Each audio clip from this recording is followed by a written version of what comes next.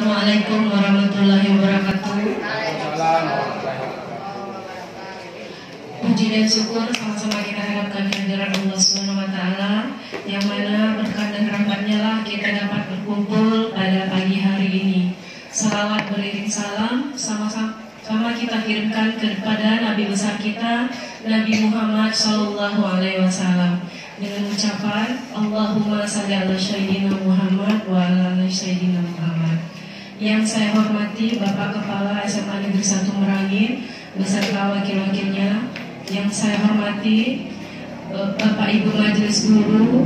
Yang saya hormati Ibu Kasubag PU beserta stafnya. Dan yang saya hormati adik-adik PPL dari Universitas Merangin yang berkesempatan hadir. Ada sedikit sharing atau sosialisasi tentang penerapan budaya positif yang merupakan aksi nyata yang dilakukan oleh Miss Hilda. Sebelum beliau memberikan atau sharing informasi dengan kita, mungkin sedikit ada sambutan atau informasi yang akan disampaikan oleh Kepala SMA Negeri 1 Merangin. Kepada Pak Dian, waktu dan tempat dipersilakan. Terima kasih. Assalamualaikum warahmatullahi wabarakatuh. Alhamdulillah, puji syukur kita panjatkan kepada Allah Subhanahu wa Ta'ala, dan tak terlupa salawat dan salam kepada baginda Rasulullah dengan ucapan Allahumma sholli ala Muhammad. Yang saya hormati Bapak Ibu Wakil, yang saya hormati Bu Subag, yang saya hormati Bapak Ibu Guru, yang saya banggakan mahasiswa-mahasiswi Universitas Merangin. Alhamdulillah pada hari ini kita dapat bersama. Ini Bapak Ibu perlu ketahui yang namanya budaya positif itu perwujudan dari nilai-nilai atau keyakinan terhadap perilaku siswa. Itu merubah paradigma lama ke paradigma baru. Jadi dikontrol. Sebenarnya Bapak Ibu sudah melakukan ini. Jadi apa yang diinginkan di guru penggerak ini, budaya positif ini sudah kita lakukan Bapak Ibu. Dan di sini dijelaskan sekali lagi itu melalui Ki Hajar Dewantara. Jadi namanya guru itu bukan cuma mengajarkan transfer ilmu, bukan seperti itu. Jadi saya ingatkan kembali, guru itu menuntun, mengarahkan kemana siswa ini. Jadi ibaratnya kalau di guru penggerak itu ada namanya menghambar siswa, bukan berarti kita budak siswa, tidak. Di guru penggerak, di program Guru Merdeka Belajar itu dititikkan kepada siswa fokusnya. Tapi kalau praktik baik siswa, karena praktik baik ini tidak bisa hanya di sekolah, di masyarakat, di lingkungan rumah. Ini praktik baik harus dilaksanakan. Pola-pola kebiasaan kita yang buruk itu dirubah. Kita melalui pengontrolan guru-guru di sekolah kita. Jadi ibaratnya kita siswa itu disuruh nanam padi, dari bibit itu disemai, ditanam, kita kasih pupuk, disiram. Itulah perumpamaan siswa yang ada di Indonesia. Jadi tujuannya apa? Tujuannya mewujudkan siswa yang bertanggung jawab terhadap hal kecil. Dari Bapak Ibu wali kelas atau guru yang ngajar memberi tugas pada anak-anak bertanggung jawab. Hal kecil itu lama-lama besar tanggung jawabnya. Disiplin. Meneruskan apa yang dibilang Pak Dian, mari bersama-sama Bapak Ibu untuk mengikuti atau mendaftar CGP. Itu sudah dibuka dari awal September sampai akhir September. Jadi kalau kita bersama-sama mendaftar, atau mungkin ada yang tidak paham atau yang kurang dalam memahami mengisi esai tersebut, kan bisa kita mengisinya bersama-sama. Itu mungkin Pak Bambang bisa mengkomando untuk biar bersama-sama dalam mengisi tersebut. Kita lanjut Bapak Ibu ke acara intinya, yaitu sharing informasi dengan Miss Hilda mengenai budaya positif. Kepada Miss Hilda, waktu dan tempat dipersilakan. Assalamualaikum warahmatullahi wabarakatuh. Selamat pagi Bapak Ibu guru hebat SMA Negeri 1 Merangin. Baik Bapak Ibu, izinkan saya untuk menyampaikan atau sharing informasi dan pengetahuan yang saya dapatkan selama beberapa bulan saya mengikuti program guru penggerak Bapak Ibu. Dan kali ini saya akan menyampaikan sedikit informasi terkait dengan budaya positif Bapak Ibu. Nah, sekarang saya minta untuk Bapak Ibu kita bersama-sama untuk tenangkan pikiran kita Bapak Ibu. Kita fokus dulu untuk mendengarkan, untuk nantinya attention, perhatian dengan apa yang akan saya sampaikan, karena sejujurnya Bapak Ibu saya berdiri di sini juga merasa kurang gimana gitu Bapak Ibu ya, karena saya tahu sebenarnya informasi ini sudah Bapak Ibu dapatkan sebelumnya. Mungkin saja perlu kita perbaharui dikarenakan sekarang ini kita harus tahu Bapak Ibu bahwasannya pendidikan itu harus mengikuti kodrat zamannya Bapak Ibu. Jadi kita harus bisa mengikuti seperti apa sih kodrat zaman anak yang ada pada saat ini.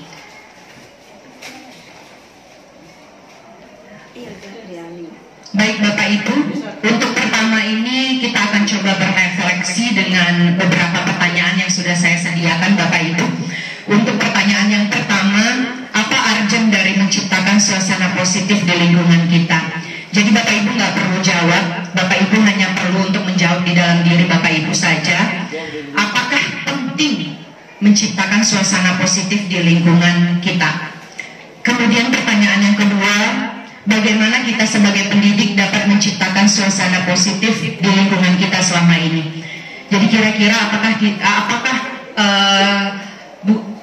suasana positif itu sudah kita laksanakan di sekolah kita, dan bagaimana kita dulu menjalankannya? Dan pertanyaan yang ketiga, bagaimana penerapan disiplin saat ini di sekolah kita? Apakah sudah diterapkan secara efektif? Bila belum, menurut Bapak Ibu kira-kira apa sih yang perlu kita kembangkan dan apa yang perlu kita laksanakan untuk kedepannya? Mungkin Bapak Ibu udah bisa tahu jawabannya ya Bapak Ibu ya. Dan Bapak Ibu silahkan untuk tanamkan di dalam hati Bapak Ibu, kira-kira apa yang akan kita laksanakan ke depannya. Nah, di sini Bapak Ibu, kira-kira kalau seandainya kita berbicara tentang disiplin positif, apa sih yang sekiranya muncul di dalam benak kita Bapak Ibu? Pasti kalau misalkan disiplin positif itu berkaitan dengan tata tertib, pasti berkaitan dengan hukuman, bagaimana peserta didik kita bisa patuh di dalam sekolah kita. Pasti itu kan Bapak Ibu ya? Benar nggak Bapak Ibu kira-kira? Benar. Karena disiplin positif itu gimana sih supaya anak-anak ini bisa ngikutin apa yang aku bilang? Gimana sih supaya anak-anak ini ikutin apa yang saya perintahkan? Saya bilangnya peraturan A, pasti anak-anak harus ikut A. Kan seperti itu Bapak Ibu ya? Nah, kita lihat Bapak Ibu. Baca pendidikan kita Bapak Ki Hajar Dewantara menyatakan bahwa di mana ada kemerdekaan, di situ harus ada disiplin kuat. Sungguh pun disiplin itu bersifat self-disiplin, yaitu kita sendiri yang mewajibkan diri kita dengan sekeras-kerasnya. Tetapi itu sama saja, sebab jika kita tidak cakap melakukan disiplin, wajiblah penguasa lain mendisiplinkan diri kita. Jadi bagaimana maksud yang disampaikan oleh Bapak Pendidikan kita Bapak Ibu? Artinya seperti ini, anak-anak itu sebenarnya ketika mereka memiliki motivasi intrinsik atau motivasi internal dari dalam dirinya untuk melakukan sesuatu, maka dia sudah menjalankan self-disiplin. Tapi ketika anak-anak kita itu nggak mau untuk memiliki self-disiplin, dia membutuhkan orang lain Bapak Ibu. Dia membutuhkan orang lain untuk mengatur dirinya. Berarti dia tidak memiliki self-disiplin. Artinya dia butuh motivasi eksternal dari Bapak Ibu guru. Bapak Ibu guru sebagai pengontrol si anak untuk melakukan sesuatu hal seperti itu. Nah, sekarang bagaimana posisi kita sebagai pendidik? Sebagai pendidik Bapak Ibu, tujuan kita adalah menciptakan anak-anak yang memiliki self-disiplin tadi atau disiplin diri, sehingga mereka bisa berperilaku dengan mengacu pada nilai-nilai kebajikan universal dan memiliki motivasi intrinsik bukan ekstrinsik. Jadi artinya Bapak Ibu, mereka itu kita ajak untuk memiliki motivasi intrinsik, memiliki motivasi yang berasal dari dirinya sendiri bukan dari orang lain. Jika anak itu memiliki motivasi intrinsik dari dirinya sendiri, maka akan terjadilah nilai-nilai kebajikan yang akan dilaksanakan di dalam sekolah itu sendiri. Nah, bagaimana seperti itu Bapak Ibu? Apa yang harus kita lakukan? Tentu tidak ada yang namanya tidak ada perjuangan dan pengorbanan bagi kita Bapak Ibu. Tentu di sini diharapkan kepada Bapak Ibu semuanya, kita semuanya sebagai pendidik untuk berkorban dan berjuang bagaimana menciptakan motivasi intrinsik di dalam diri anak-anak kita sendiri. Ini ada 3 Bapak Ibu. 3 motivasi perilaku manusia. Yang pertama adalah untuk menghindari ketidaknyamanan dan hukuman. Artinya ketika melakukan sesuatu itu, nanti aku nih dapat hukuman nih kalau aku nggak laksanain. Dan itu merupakan motivasi terendah Bapak Ibu. Di dalam diri manusia itu merupakan motivasi terendah karena adanya hal untuk menghindari hukuman dan ketidaknyamanan. Dan akan muncul nih pertanyaan, apa sih yang akan terjadi apabila saya tidak melakukannya? Oh, pasti nanti aku kena hukum nih. Kalau misalkan aku pakainya sepatu warna putih, nanti aku kena hukum. Nah, berarti motivasi di dalam dirinya itu masih motivasi untuk menghindari ketidaknyamanan atau hukuman Bapak Ibu. Yang kedua, untuk mendapatkan imbalan atau penghargaan dari orang lain. Nah, ini satu level lebih tinggi daripada yang tadi Bapak Ibu. Dan di sini mendapatkan imbalan atau penghargaan dari orang lain. Oh, kalau aku melaksanakan itu berarti nanti aku bakalan dipuji nih sama Bu Mela. Nanti aku bakalan dapat nilai bagus nih dari Pak Bambang. Kan gitu ya Bapak Ibu ya. Nah, ini posisi yang kedua nih Bapak Ibu. Dan pertanyaan yang muncul, apa yang akan saya dapatkan apabila saya melakukannya? Nah, yang ketiga Bapak Ibu, untuk menjadi orang yang mereka inginkan dan menghargai diri sendiri dengan nilai-nilai yang mereka percaya. Nah, di sini akan muncul nih Bapak Ibu pertanyaan, akan menjadi seperti apa bila saya melakukannya? Jadi kalau seandainya anak-anak sudah memiliki motivasi internal atau intrinsik, dia akan berpikir, kalau aku melaksanakan itu, aku akan jadi apa ya ke depannya? Seperti itu. Berarti mereka sudah memiliki motivasi intrinsik atau motivasi internal. Nah, yang kedua, mereka melakukan sesuatu karena nilai-nilai yang mereka yakini dan hargai, dan mereka melakukannya karena mereka ingin menjadi orang yang melakukan nilai-nilai yang mereka yakini. Yang ketiga, motivasi ini yang akan membuat seseorang memiliki disiplin positif karena motivasi berperilakunya bersifat internal bukan eksternal yang saya sampaikan tadi Bapak Ibu. Nah, jadi ketika seorang anak atau peserta didik ini sudah memiliki motivasi internal, mereka akan berusaha untuk menjalankan disiplin positif itu Bapak Ibu. Tanpa adanya ketakutan, tanpa adanya ketidaknyamanan. Mereka takut kalau misalkan tidak melakukan ini nanti aku kena hukuman apa ya? Dan kalau misalkan aku melakukan ini, aku dapat apa ya dari Mami Eli? Nah, seperti itulah kira-kira Bapak Ibu. Jadi yang di sini diperlukan adalah kita dapat menciptakan motivasi yang ketiga, Bapak Ibu. Kita dapat menciptakan motivasi yang ketiga, bagaimana anak itu bisa menghargai dirinya dan menghargai nilai-nilai kebajikan yang akan dilaksanakannya. Jadi dia akan paham bahwasannya, oh ini adalah disiplin positif yang harus saya laksanakan. Nah, kemudian yang ketiga Bapak Ibu, ini keyakinan kelas Bapak Ibu. Mengapa harus keyakinan kelas dan mengapa bukan peraturan kelas? Bapak Ibu, saya boleh bertanya, apakah Bapak Ibu sudah menjalankan keyakinan kelas atau sudah membuat keyakinan kelas di dalam kelasnya Bapak Ibu? Sudah ya Bapak Ibu, baik. Dan saya juga percaya bahwasannya Bapak Ibu sudah sudah memahami dan sudah mempelajari modul ini di Merdeka Mengajar. Dan saya sudah lihat aksi-aksi nyata yang sudah Bapak Ibu buat terkait dengan keyakinan kelas. Tapi mungkin sedikit seperti ini Bapak Ibu. Kalau di keyakinan kelas, yang sesungguhnya keyakinan kelas itu adalah kita meminta kontribusi dari anak Bapak Ibu. Kita minta anak untuk membuat apa sih yang menjadi keyakinan yang harus mereka jalankan. Bukan kita yang membuat, kemudian kita minta anak untuk menyepakati. Nah, kita lihat pertanyaan ini Bapak Ibu.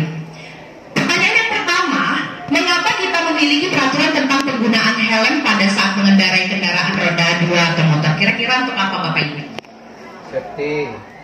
Safety ya Bapak ya. Keselamatan berarti. Keamanan. keselamatan. Seperti itu ya Bapak Ibu. Nah yang kedua, mengapa kita memiliki peraturan tentang penggunaan masker dan mencuci tangan setiap saat Bapak Ibu?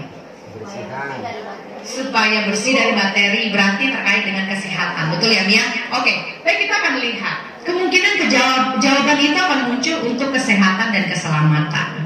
Nah di sini nilai-nilai keselamatan dan kesehatan inilah yang kita sebut sebagai suatu keyakinan.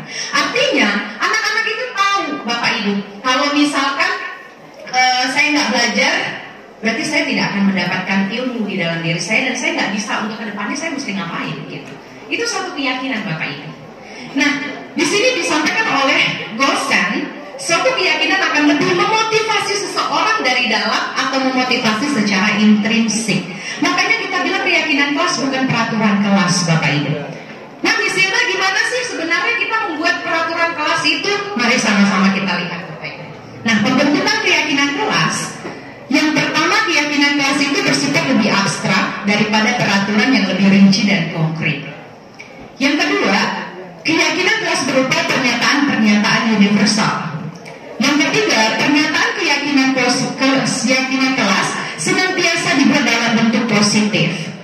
Yang keempat, keyakinan kelas hendaknya tidak terlalu banyak sehingga mudah dipahami oleh peserta didik. Yang kelima, keyakinan kelas sebaiknya sesuatu yang dapat diterapkan di lingkungan tersebut. Yang keenam, semua warga kelas hendaknya ikut berkontribusi dalam pembuatan keyakinan kelas lewat kegiatan curah pendapat. Dan yang terakhir, bersedia meninjau kembali keyakinan kelas dari waktu ke waktu. Nah di sini saya berikan contoh Bapak Ibu. Di sini adalah kalimat negatif yang kita berikan, jangan berisik ketika guru menjelaskan. Ada kata-kata jangannya Bapak Ibu.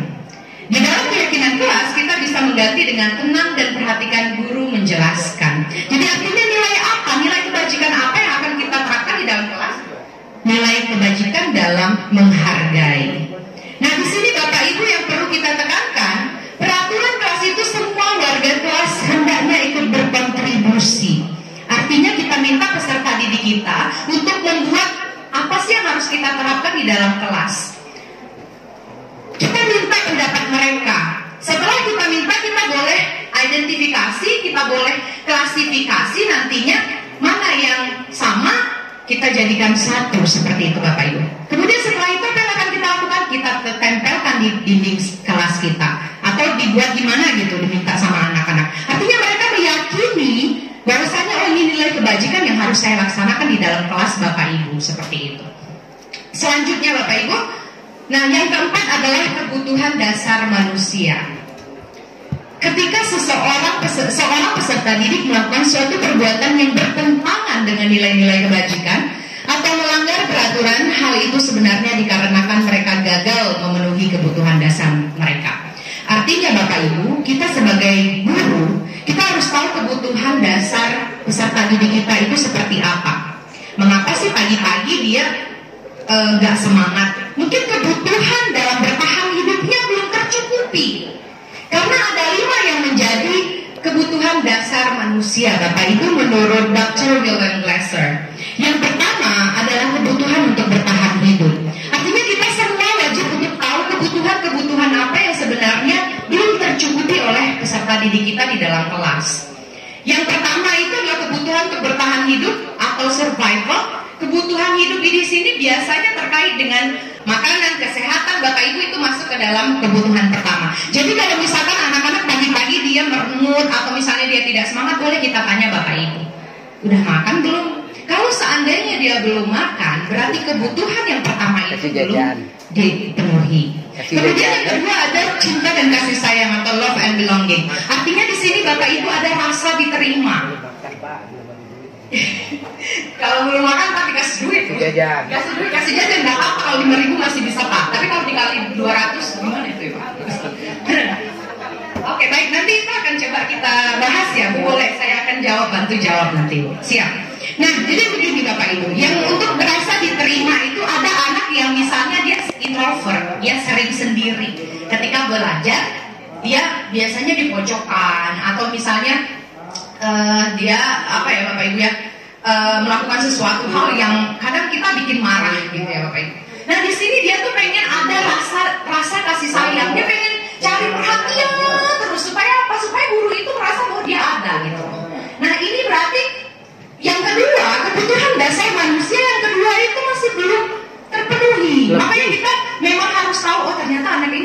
Lebih kasih sayangnya kan lah berdua-dua. Oke, yang ketiga, kebebasan atau freedom. Ada anak yang pengen bebas gitu ya Bapak Ibu. Belajar matematika tapi yang dikerjain misalnya bahasa Indonesia. Nah, ada anak yang misalnya belajar sejarah yang dikerjain gambar, seni budaya. Nah, itu berarti kebebasan Bapak Ibu. Anak tuh pengen bebas melakukan apa yang apa yang menjadi minat dan bakat mereka. Gimana mengantisipasinya? Itu kembali bagaimana kita sebagai guru mengetahui apa yang menjadi gaya belajar dari peserta didik kita. Nanti saya akan kolaborasi dengan guru BK Bapak Ibu untuk menerapkan bagaimana untuk mengetahui gaya belajar minat dan bakat peserta didik Bapak Ibu serta gaya belajarnya. Kan ada 3 ya Bapak Ibu ya. Ada auditori, visual, dan kinestetik. Jadi nggak bisa Bapak Ibu kita marah-marah anak lari sana, jalan sana kita marah-marah Bapak Ibu terkait dengan gaya belajarnya dan bagaimana mengantisipasinya. Nanti ada pembelajaran diferensiasi Bapak Ibu, tapi bukan hari ini. Selanjutnya yang ketiga Bapak Ibu, yang keempat kesenangan. Nih anak-anak kalau misalkan senang kayak gini misalnya dia lari-lari ngejar gurunya gitu. Tapi kalau untuk SMA nggak ada ya Bapak Ibu ya, lari-lari ngejar. Saya yang ngejar-ngejar. Ada juga yang oke, itu untuk mendapatkan kesenangan. Yang kelima adalah kekuasaan. Artinya di sini kekuasaan Bapak Ibu, anak-anak kita itu dia pengen dihargai ketika dia sudah melakukan sesuatu. Misalnya nih Bapak Ibu, dia udah ngerjain tugas kan. Nah ada yang cuma di paraf aja. Dia pengen kalau misalkan itu dikasih nilai gitu loh. 100 wih senang banget gitu loh. Nah berarti keterampilan atau pengetahuan dia itu dihargai. Nah itu Bapak Ibu. Jadi kita sebagai guru harus memahami kelima ini Bapak Ibu. Setelah kita memahami kelima dasar ini, maka kemungkinan mereka kebutuhan dasar mereka akan mulai terpenuhi Bapak Ibu. Bapak Ibu, posisi kontrol guru. Saya akan menampilkan video Bapak Ibu dan kita bisa menentukan di mana sih sebenarnya posisi kontrol kita sebagai guru. Sebelum itu saya akan kasih tahu ada 5 posisi kontrol Bapak Ibu. Yang pertama penghukum, yang kedua pemberi rasa bersalah, yang ketiga teman, yang keempat pemantau, yang kelima manajer. Mari kita saksikan Bapak Ibu posisi manakah kita pada saat ini.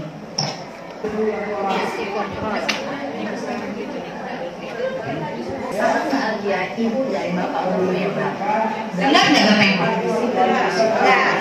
Program yang dikembangkan adalah 5 posisi kontrol. 5 posisi kontrol dalam restitusi adalah proses perjalanan seorang pendidik agar dapat mengenali dirinya. Pada video kali ini, kita akan membahas tentang 5 posisi kontrol yang dikembangkan oleh Dayat Rosan dan contoh penerapannya.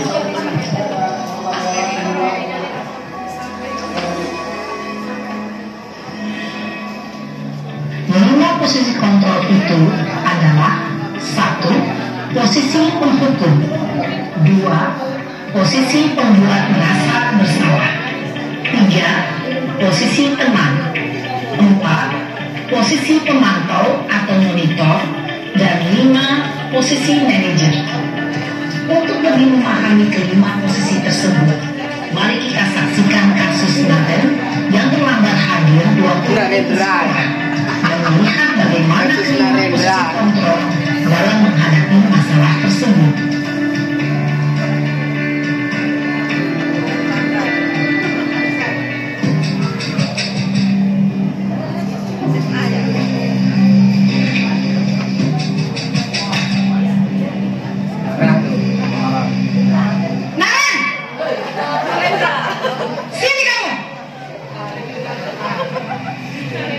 Ibu.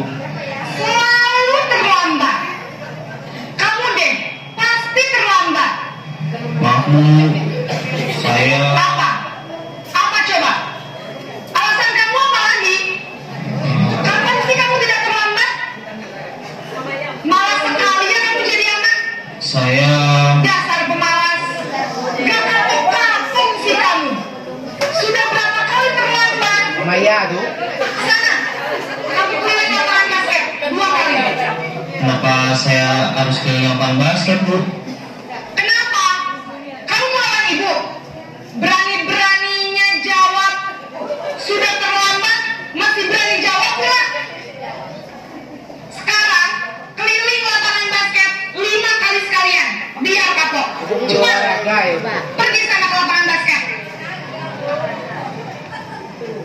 Posisi penghukum biasanya berbicara dengan nada tinggi, menghardik, menunjuk-nunjuk, menyakiti, dan menyindir.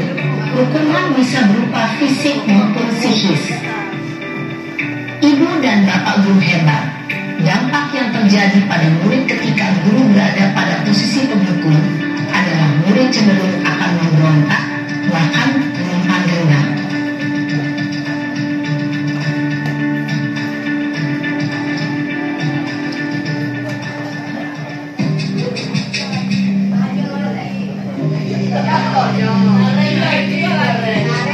Gurunya mau Maya lagi.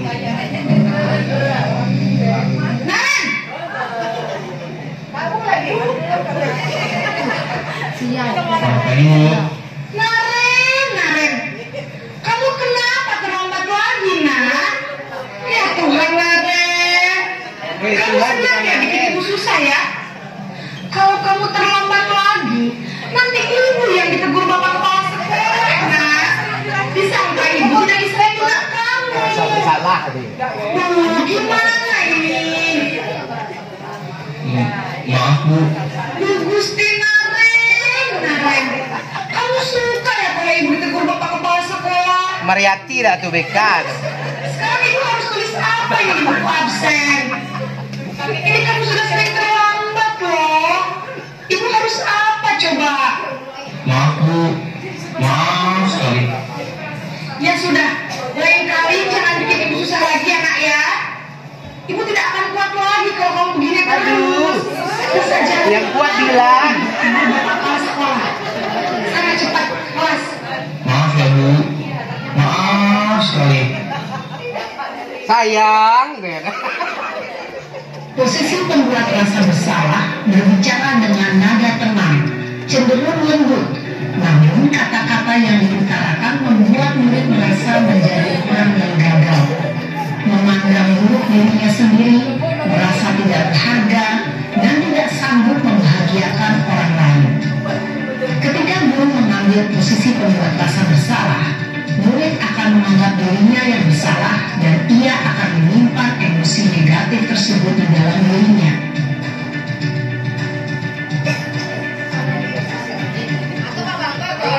Hilda tuh dia dari teman kan.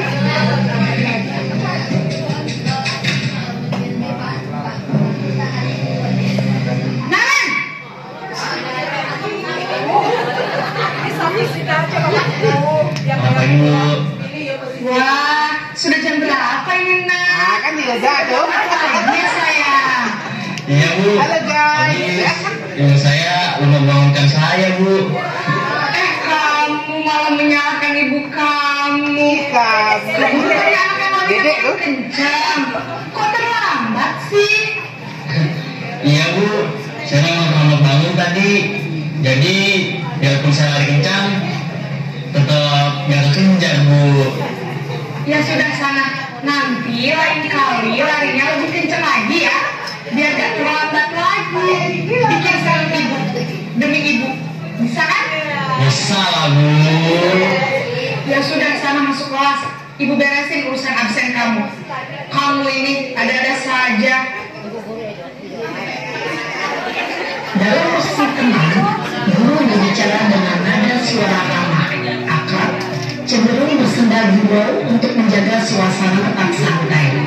Murid akan merasa senang, aman, dan akrab dengan guru. Identitas yang tercipta adalah identitas sukses atau berhasil. Namun, perlu diingat, karena ini masih dengan eksternal, maka ada faktor ketergantungan dari Lain model, lain jam. tertentu. Di sini guru aksennya, sehingga di lain waktu murid bisa berperilaku baik, namun hanya kepada orang-orang tertentu saja. Kan temu Hilda baik dia kan. Dia tak pi. Temu Hilda baik kan. Temu Hilda baik. Naren kau nakalnya, Naren jauh.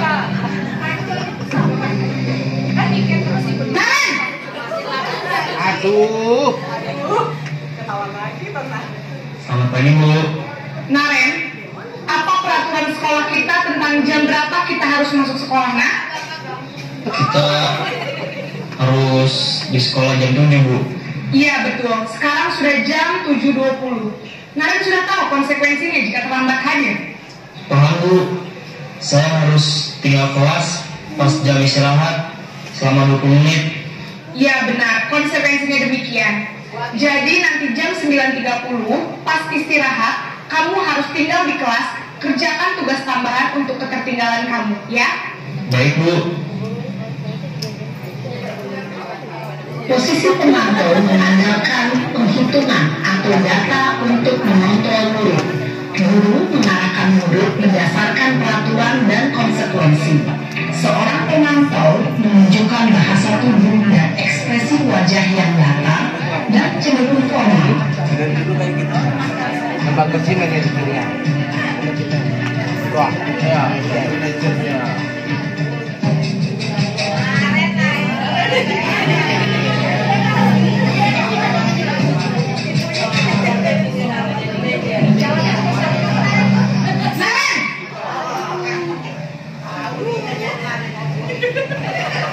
Selamat pagi Bu. Selamat pagi Naren. Maaf Bu, saya terlambat. Iya, sekolah masuknya jam 7, sekarang sudah jam 7.20. Jadi sekarang bagaimana ini Naren? Maaf Bu, saya lupa setel alarm saya semalam. Baiklah, menurut kamu, keyakinan sekolah yang mana yang perlu kamu tingkatkan? Menghargai diri sendiri dan orang lain mungkin ya Bu. Setuju. Jadi, apakah Naren meyakini prinsip saling menghormati tersebut? Iya Bu, saya meyakininya. Apakah Naren bersedia memperbaiki masalah keterlambatan ini? Bersedia Bu. Bagaimana kamu akan perbaiki masalah keterlambatan ini? Datang lebih pagi Bu. Saya akan coba untuk tidak lupa menyetel alarm saya Bu. Baik, kalau Naren lupa menyetel alarm di rumah, ada orang yang kira-kira bisa bantu mengingatkan tidak?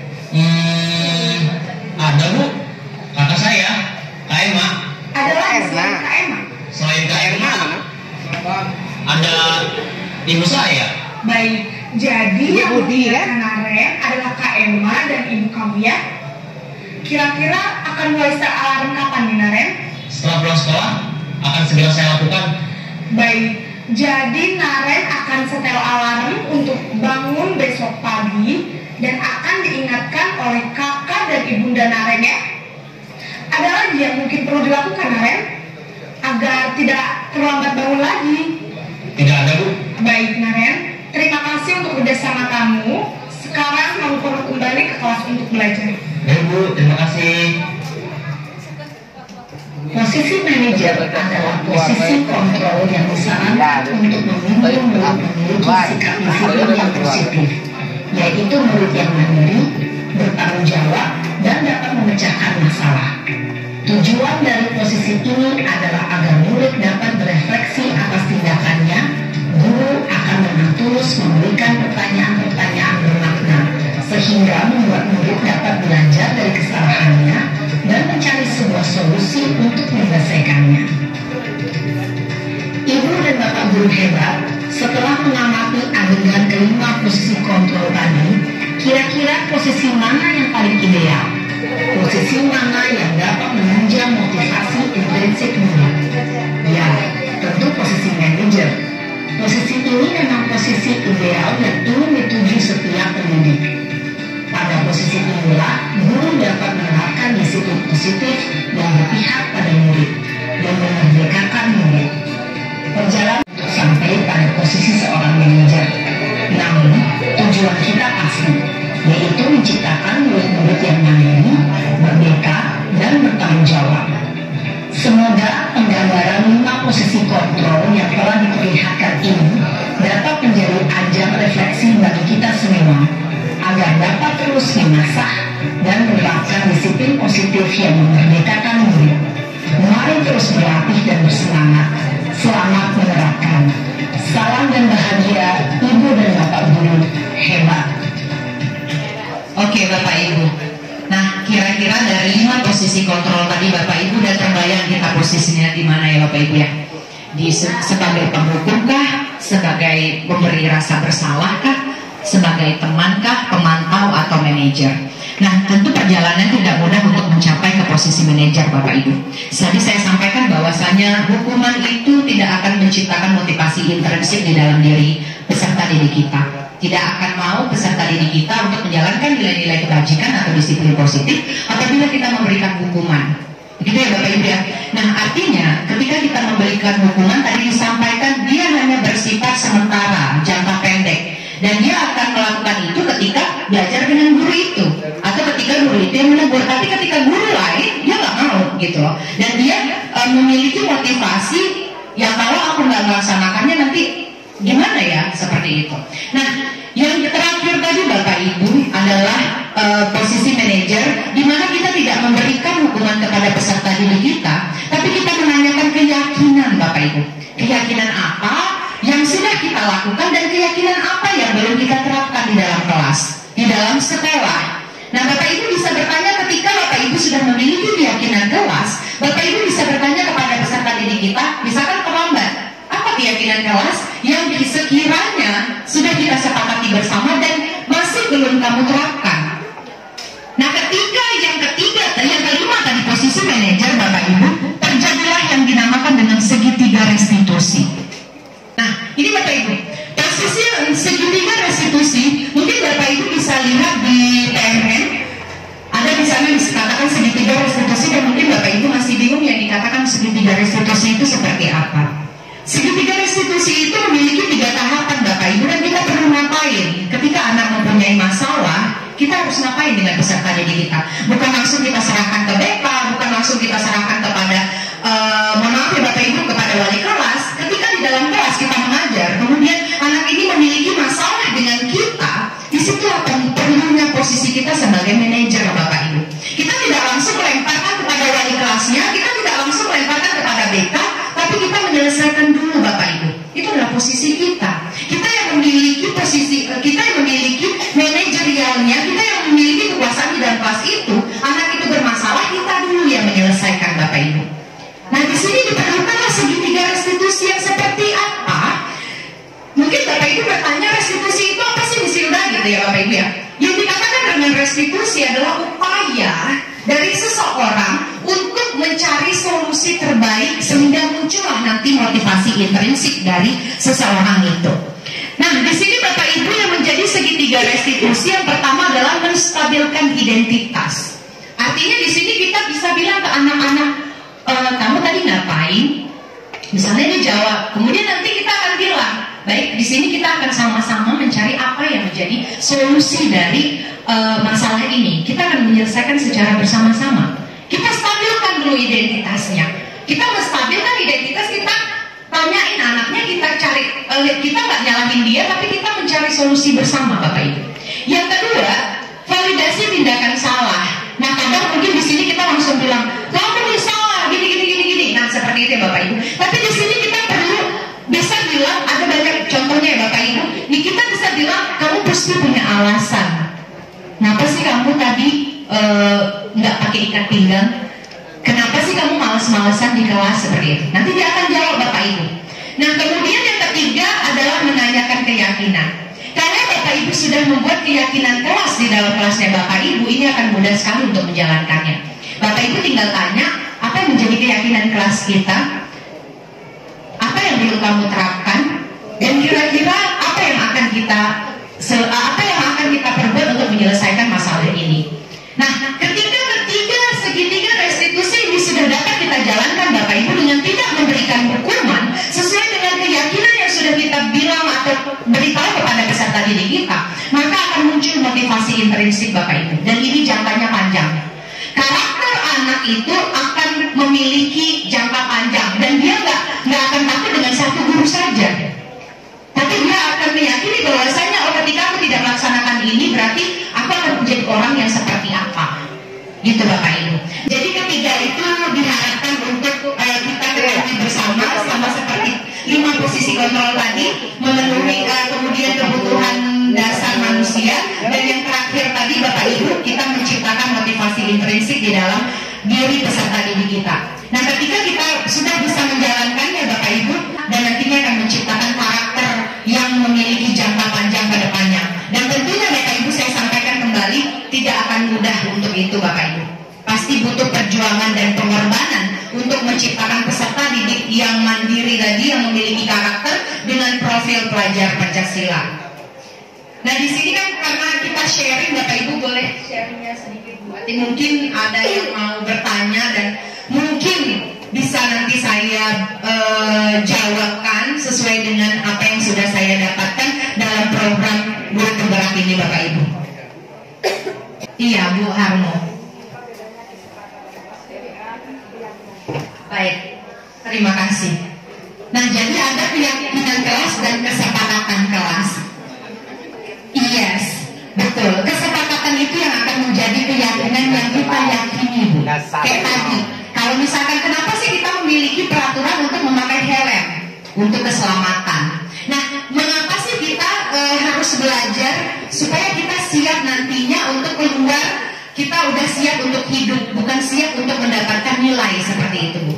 Nah, sebenarnya dia dari kesepakatan yang kita sederhanakan menjadi suatu keyakinan di kelas kita Bu. Jadi itu yang akan menjadi keyakinan, oh keyakinannya menghargai orang lain. Berarti kita memiliki keyakinan untuk itu, kita nggak akan mau untuk istilahnya kita udah memiliki motivasi intrinsik, maka kita tidak akan mau untuk melanggar itu gitu. Situasi kita atau bagaimana kita cara menyikapi anak-anak seperti itu. Kita sudah semangat nih pagi-pagi ngajar, ya tiba-tiba ada yang tertidur. 2 orang atau 1 orang begitu. Terima kasih Hilda. Baik, terima kasih Mami In. Nah mungkin pertanyaan terkait dengan masalah-masalah anak yang sering kita dapati gitu ya Bapak Ibu. Nah artinya di sini bagaimana kita sebagai guru yang saya bilang tadi Bapak Ibu tentu tidak akan mudah. Itu continuously Bapak Ibu berkelanjutan dan ada pengulangan terus. Nah Bapak Ibu kita perlu untuk apa? Kita melakukan segitiga restitusi tadi Bapak Ibu. Apakah Bapak Ibu semua di sini sudah melakukan atau sudah membuat keyakinan kelas? Nah, kembali kepada itu Bapak Ibu. Belum terlambat. Apabila Bapak Ibu mau untuk bersama-sama dengan anak-anak, tentu ada pengorbanan dan itu tidak akan mudah. Pertama kali usaha yang kita lakukan adalah kita membuat keyakinan kelas terlebih dahulu Bapak Ibu. Memang ngomongnya gampang, tapi prakteknya susah. Betul Bapak Ibu. Nah, itulah yang diharapkan kita berjuang. Bagaimana kita untuk bisa menerapkan pendidikan yang merdeka, yang berpihak kepada peserta didik. Kita melakukan segitiga restitusi. Kalau seandainya itu tidak berjalan, kita refleksi Bapak Ibu. Itulah peran kita sebagai guru. Salah satu nilai menjadi guru adalah reflektif, melakukan evaluasi dari tindakan yang sudah kita laksanakan. Apabila kita tidak di jalan yang satu ini, misalnya proses ini tidak berhasil, maka kita harus mulai untuk mencari apa sih yang akan kita lakukan lagi gitu, sesuai dengan segitiga restitusi tadi. Kita tidak memberikan hukuman, tapi apabila kita belum melakukan keyakinan kelas, kita belum membuat keyakinan kelas di dalam kelas kita, itu memang agak ribet Bapak Ibu. Tapi ketika kita sudah dari awal tadi, kita sudah melakukan keyakinan kelas, membuat keyakinan kelas apa yang harus kita terapkan di dalam kelas, maka dari diri anak itu untuk melakukan itu pun agak kayak mana ya gitu. Mami suruh dia keluar. Iya, dan dia ke kantin. Tidur lagi ya Mami. Nah itu reflektif terus berarti Mami. Bu, jangan bosan sampai dia udah hidup. Berulang-ulang. Kan nggak gampang. Tidak seperti membalikkan telapak tangan Bapak Ibu. Tentu nggak gampang. Untuk menciptakan karakter itu nggak gampang Bapak Ibu. Tapi karakter itu bisa kita ubah. Apabila kita sebagai guru yang ditiru dan didukung sudah memiliki karakter yang baik, saya yakin dan percaya kalau seandainya kita memiliki semua guru yang ada di sini, TU yang ada di sini, semua warga sekolah, komunitas sekolah bekerja sama, melakukan best collaboration, maka budaya positif akan bisa kita terapkan di dalam sekolah Bapak Ibu. Dan tentunya nilai reflektif ini harus kita miliki, mengevaluasi dari setiap tindakan yang sudah kita lakukan. Kalau A belum benar, berarti kita cari alternatif B lagi Bapak Ibu. Kita mencoba untuk melaksanakan bagaimana yang diharapkan oleh Bapak Menteri, memerdekakan peserta didik. Mungkin seperti itu ya Mami ya, reflektif, refleksi. Terima kasih. Kita kan didukung dan ditiru, ya karakter kita harus mencerminkan bahwa kita ini pendidik saudara, ya Bapak Ibu yang hebat ini. Jadi karakter kita dibaca oleh anak. Anak akan melihat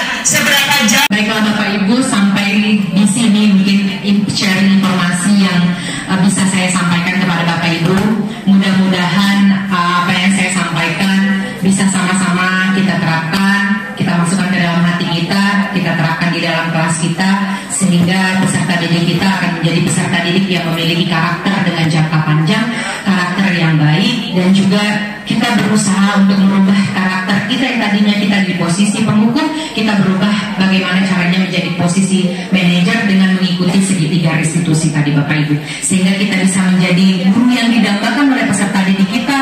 Karena kita memiliki karakter yang baik, mereka juga bisa menjadi orang-orang yang sukses nantinya dengan karakter yang baik Bapak Ibu. Mari bersama untuk tergerak Bapak Ibu, bergerak dan menggerakkan, dan jangan lupa untuk mengikuti dan mendaftarkan diri di dalam calon guru penggerak angkatan 8, 9, 10 Bapak Ibu, karena banyak sekali yang bisa kita dapatkan bagaimana caranya kita untuk mengajar, untuk mendapatkan pembelajaran dengan kurikulum merdeka yang memerdekakan peserta didik yang berpihak kepada peserta didik. Sekian Bapak Ibu dari saya, terima kasih banyak atas perhatiannya. Kita tunggu realisasinya bersama Bapak Ibu untuk menciptakan disiplin positif dan budaya positif di sekolah kita. Saya tutup, wassalamualaikum warahmatullahi wabarakatuh. See you, bye bye Bapak Ibu semua.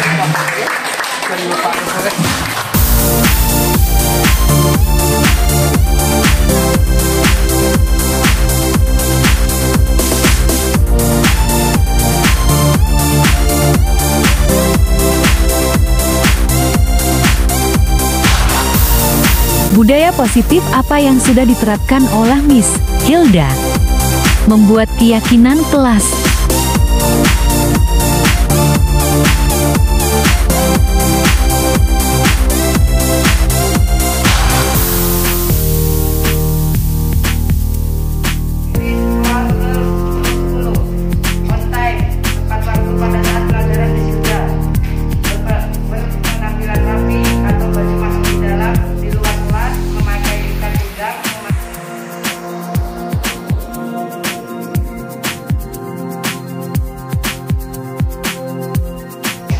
Melakukan segitiga restitusi.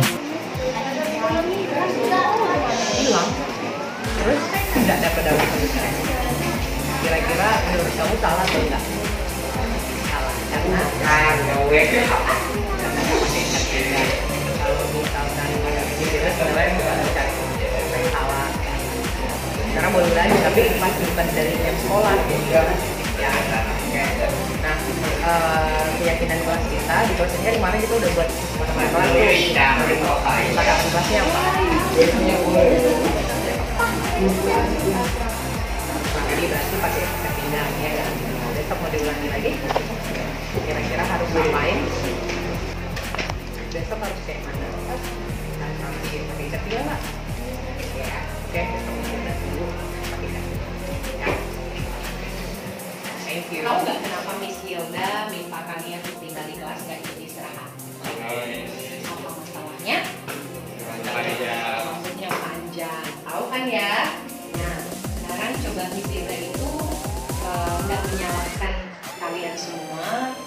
Kalau kalian panjang, nggak menyalahkan kalian karena ya mungkin bisa aja kalian merasa lebih apa ya, happy, ya nggak? Kalau rambutnya panjang happy nggak? Happy, ya kan? Tapi kira-kira salah? Salah, ya kan? Karena apa? Ya, sekarang kita kembali tinjau keyakinan kelas dan keyakinan sekolah kita. Ada yang tahu nggak? Apa yang belum kalian tunjukkan? Apa yang belum kalian lakukan dengan keyakinan kelas dan keyakinan sekolah kita? Ada nggak yang tahu?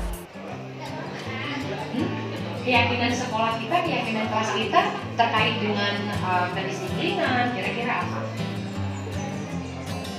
Kalian ini salahnya karena apa? Rambutnya panjang. Keyakinan kelas dan keyakinan sekolah kita apa? Rambutnya pendek. Benar nggak? Iya kan? Iya kan? Nah, berarti yang belum kalian tunjukkan adalah keyakinan apa yang belum kalian tunjukkan?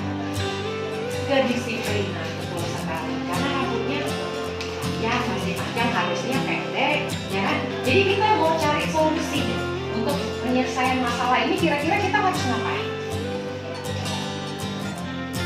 Untuk rambut kalian itu kita harus ngapain? Potong rambut, benar. Kapan kita bisa potong rambut? Berarti besok ketika misi udah masuk, kita semua udah bisa. Bisa? Bisa? Ini benar-benar dari dalam hati loh, dari diri sendiri. Kita emang pengen kalau misalkan rambut kita rapi. Kalau rambut kita rapi, keuntungannya kita apa sih? Kalau rambutnya pendek, kita rapi gitu, apa keuntungannya? Nyaman. Banyak cewek mau deketin kita nggak? Yakin? Yakin? Enggak. Oke, berarti besok kasusnya udah datang, kita udah sama-sama rapi. Kalian mencoba untuk untuk menjalankan keyakinan kelas dan keyakinan sekolah. Bisa? Thank you so much. Nah, kalian mulai bisa. Thank you. Farid nggak pakai kakinya kan? Kalau misalkan dengan Hilda harusnya kayak keyakinan kelas kita maksudnya gimana? Hah? Salah nggak kira-kira? Salah. Terus salah. Sebenarnya Hilda boleh-boleh aja sih nggak pakai ikat pinggang, cuman nggak pakai ikat pinggangnya itu misalnya kayak sekolah pakai lapsi gitu misalnya kan, boleh aja kan? Boleh nggak kira-kira? Ya nggak? Boleh nggak? Kalau misalkan seharusnya itu kayak mana? Kemarin harus kayak mana? Kira-kira dari keyakinan kelas kita itu harusnya mana yang kalian belum tunjukin? Sikap apa yang belum kalian tunjukkan? Disiplin, benar nggak? Disiplin, karena apa? Karena apa? Karena nggak pakai.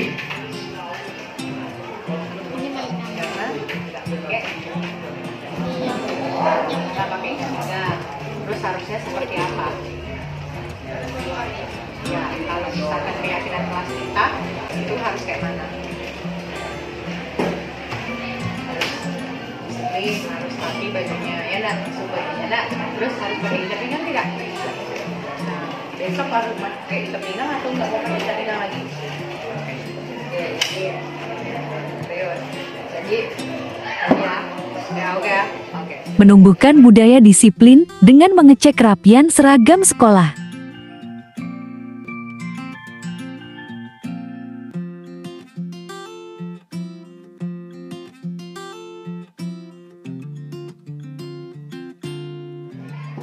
Menumbuhkan semangat belajar dengan ice breaking.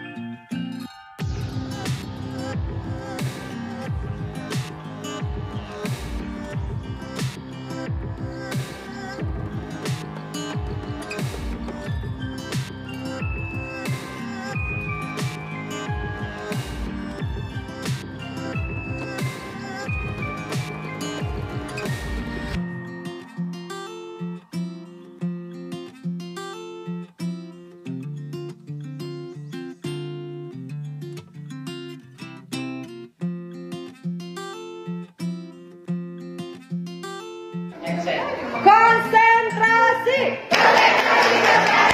Number 17. 17, okay.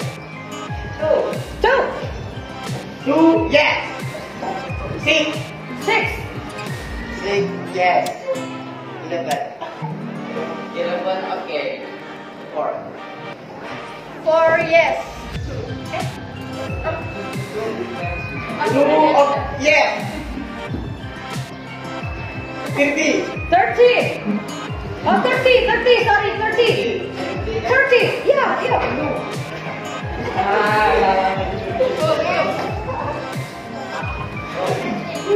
Huh? 17, okay. 5.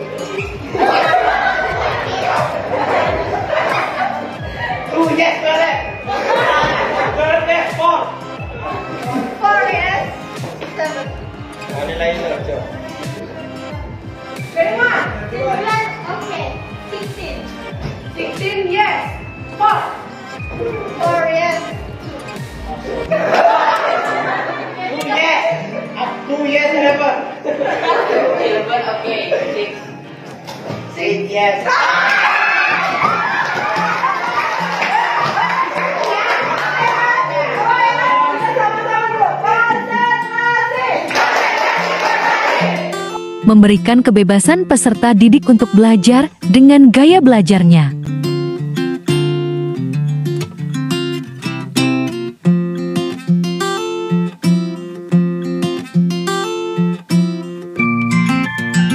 Memberikan kebebasan dan keberanian kepada peserta didik untuk menunjukkan perasaannya setelah selesai belajar.